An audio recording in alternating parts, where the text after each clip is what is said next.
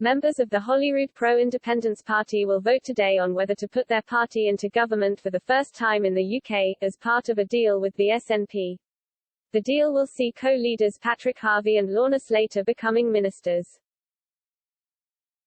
But leading Holyrood politicians and commentators issued stark warnings ahead of the crucial vote, with fears the agreement could decimate the Scottish economy. Veteran broadcaster and political journalist Andrew Neil said, "These are not your average Greens.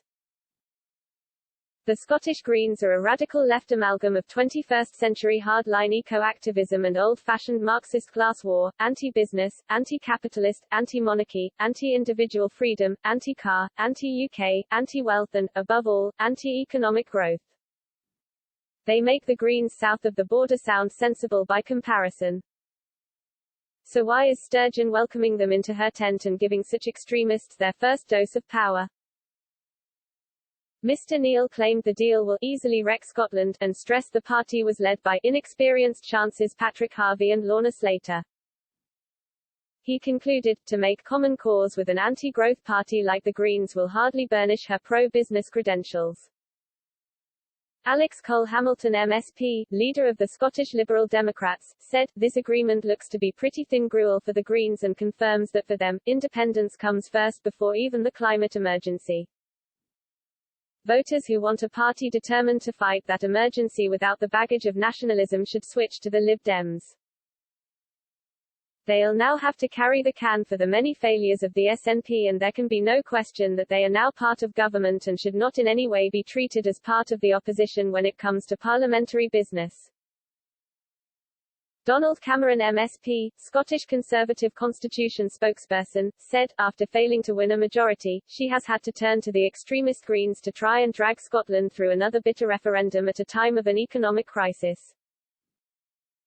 "That is completely reckless when we should be 100% focused on protecting jobs, rebuilding our communities and fully remobilizing our NHS. Independence will always trump everything else for Nicola Sturgeon and her Green allies, even as we only just begin to recover from the devastating effects of the pandemic." According to the Greens' internal rules, if the membership rejects the agreement, the deal cannot go ahead.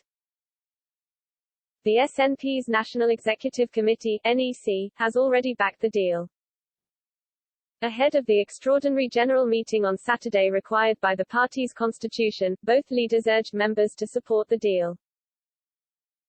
They insisted the agreement will be good for Scotland, the country's efforts to tackle the climate crisis, and contains transformational policies such as implementing rent controls. Mr. Harvey said on Friday, "It feels incredibly exciting to be on the brink of government." He added, "Our members will decide whether we're going to take this historic step and put Greens into government for the first time, not just in Scotland, but in any part of the UK." SNP President Michael Russell said of the deal, "The agreement isn't about us becoming one party with the Greens, the SNP will always be the SNP. It is about us doing politics and governance better to find solutions to the problems that the world faces today." An SNP source said of Mr. Neil's comments, "We've always thought Andrew Neil wasn't our biggest fan." Freed from BBC rules on balance and impartiality, he instantly expresses a dislike for our party constantly. Negotiated over the summer after the SNP fell one seat short of an overall majority in May's election, the deal involves a shared policy platform agreed by both sides which would be pursued by the Scottish Government. This includes an agreement to pursue another vote on Scottish independence before the end of 2023, if the threat of coronavirus has subsided.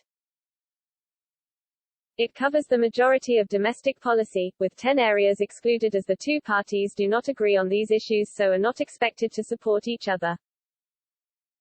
The role of gross domestic product (GDP) in measuring economic growth, public funding for defence companies, membership of NATO in an independent Scotland, field sports and the regulation of selling sex are among areas outside the scope of the agreement.